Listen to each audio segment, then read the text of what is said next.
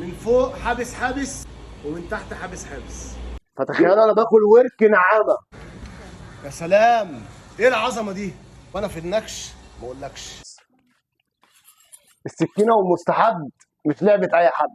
اهو بعد ما ذبحتها انا طبعا ان شاء الله احنا ذبحنا نعامه زي ما انتم شايفين معايا طبعا المعلم ده في وسط الزراعه. ناخد وبنشرب قهوه وهناكل النهارده كمان نعام. هوريكم النهارده تتبيله كباب نعام جديد فتاكه.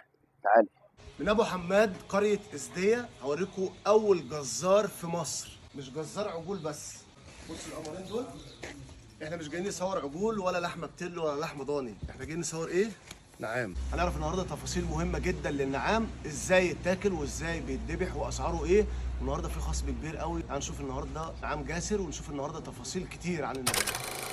اوعى وشك محدش لحم النعام عامه لو انا مثلا هعمله في طبخه زي ما انت بتقول كده، اللحم بقى نفسه ممكن يتسلق ولا هو مش محتاج لا اصلا؟ لا ما يتسلقش، غلبه يعني. لا بيدخل ياخد صدمه الزيت وتشتغل بقى عليه على طول. حاله ان انت تحط مع حته دهنه او دوش على الجالي بيديني نفس التيست، فبيبدا ياخد التيست، بياخدني في السكه دي. اللحمه نفسها فيها نعوميه نعم.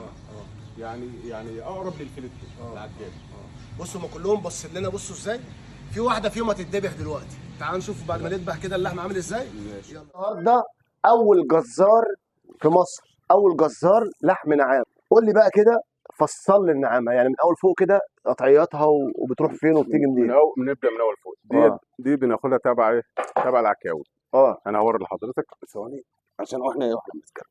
دي كده دي دهنه الظهر. الدهنه ديت بتروح فين؟ الدهنه ديت بتروح مصانع تجميل وانا هنا بستخلص زيت النعام وبيطلب كتير جدا يعني. بيستخدم في ايه؟ بيستخدم في الاغلب للشعر والتهابات المفاصل. بس في الشعر نتيجته سريعه جدا والله يعني والله. لو حد عنده مشاكل في شعره، مشاكل في الشعر، تساقط او الكلام ده، تساقط والقشره. بصوا يا جماعه ما شاء الله مليان زيوت زفر. مع عم جاسر الزفاره ملهاش مكان ما بيننا. طيب ده الطبيعي اللي انت بتعمله يعني لما حد بيجي يشتري منك عم جاسر كل ده انت طبيعي بتشيله؟ يا فندم ده الطبيعي اللي انا بعمله، حتى لو اللي هيشتري مش واقف. احنا شغلنا اغلبه بيبقى طلبيات اوردرات. يعني حتى اللي طالب الحاجه مش موجود مش واقف. يعني ده ما يخشش مثلا في فرمه كفته، في فرمه برجر؟ لا هو في ناس بتطلب مني اوردرات مطاعم بيدخلوه. يعني برضه عليه الطلب بالنسبه للبرجر وبالنسبه للكفته. طيب انا لو عايز اخد حته كباب حلوه شويه على الفحم اخد منين؟ اللي هنعمل منها كباب. دي تقطع كباب. بص عامل زي عرق الفليتو. هجيب لحضرتك تاني عشان احنا كده. ايه الجمال ده، خطير يا جماعه.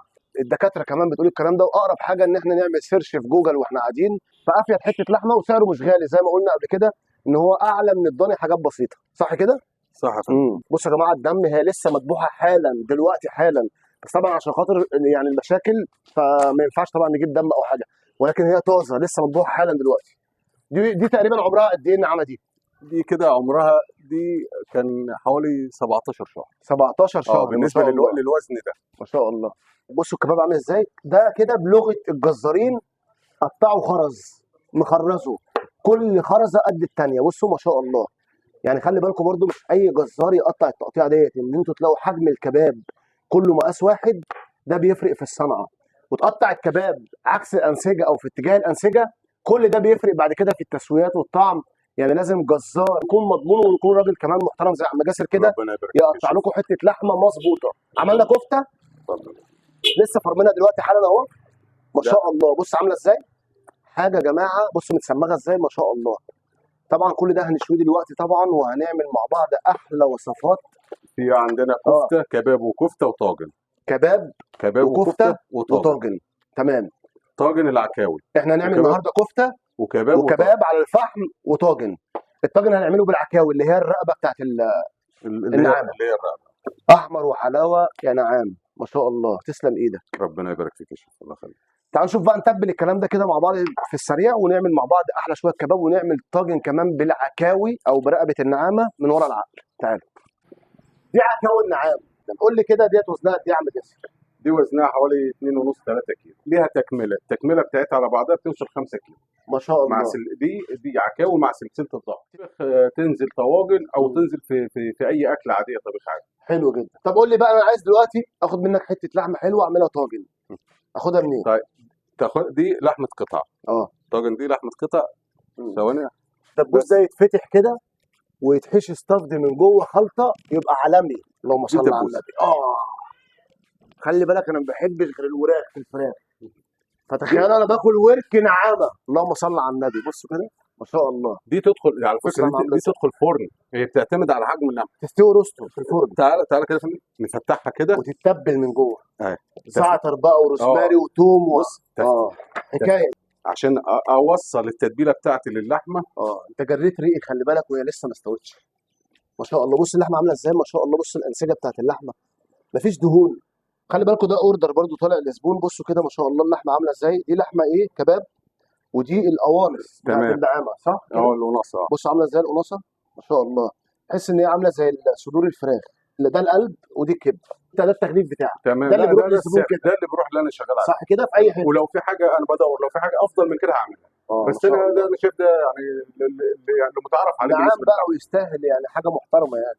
طب قول لي لو انا عايز اطلب منك اوردر يعني اقل كميه ممكن تطلبها قد ايه؟ اقل كميه 5 كيلو. بالنسبه للشحن اقل كميه بنطلعها 20 للشحن. لو انا في محافظه غير اللي انت فيها. المحافظات اللي هي الساحليه يعني الشغل السياحي. الغردقه بقى الساحل الكلام ده علشان خاطر تكلفه كبيره. التكلفه بتبقى كبيره، وبعدين علشان برضو بتجيب ايس بوكس وتجيب ثلج وشغلانه وتطلع مكلفه شويه. لا مكلفه. النتائج اللي يطلبها اللي ما جربش الطواجن بلحم النعام او ان هو يطبخ لحم النعام في طواجن يعني فايته كتير قوي. بص حته اللحمه عامله ازاي. دي تتطبخ ودي تتطبخ طواجن صح كده. ده كله طبيخ يعني ده كله طبيخ. دي نعمه. طاجن بطاطس شغال، كوسه شغال، البصل شغال، كل حاجه شغال. ديت على فكره دي اللي بنعمل منها البرجر عندنا هنا. حته اللحمه الخشنه اللي بنعمل منها برجر. طب ما تيجوا نشوي بقى ونشوف كده الطعم ايه الاخبار ونقول لكم طعم النعام عامل ازاي. يلا بينا. كباب نعام جديد. الخلطه السريه بهارات السد العالي. احط هنا شويه فلفل اسود شويه بهارات طبعا اكيد مع نور شانل، مش هننسى الملح بس خلاص. حته لحمه ما شاء الله. يا سلام ايه العظمه دي. يتغسلوا كويس ويتظبطوا وتشك عليهم كفته نعام يا مزاجه. بص بقى بنعمل ايه بقى. من فوق حابس ومن تحت حابس من غير ميه بصل عشان الشيف كريم ما يزعلش. ميه البصل بتدي تيست يا شيف. في تحدي النهارده خدوا بالكم. معلش حاسب بقى وحابس من فوق وحابس لا من هو تحت. الفكره في ميه البصل ان بتدي تيست بس. بص كده. طيب نسوي. يلا يا عم جاسر. يلا بينا.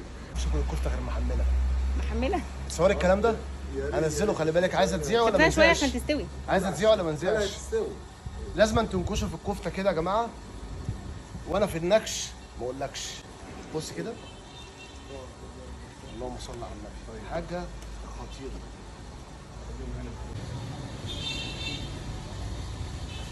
انزل يا متدلع على الفحم على طول.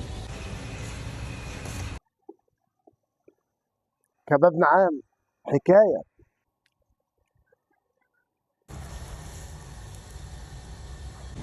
كفتة نعام وكباب نعام بريء من البهارات الكتير والتوابل الكتير. حاجة كده شغل المعلم لابنه. الطاجن ده كده بص كده طاجن عكاوي. ايه رأيك في الكلام ده؟ رقبة نعام معمولة مع البصل على الفحم. حاجة كده يا جماعة تيست عالمي. منين؟ من عند نعام جاسر.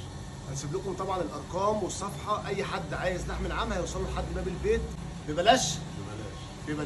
كل متابعينا هياخدوا خصم كبير وهياخدوا كمان التوصيل ببلاش. بس اقل كميه طبعا 5 كيلو عشان خاطر نقدر نتحرك من الشرقيه لحد باب البيت.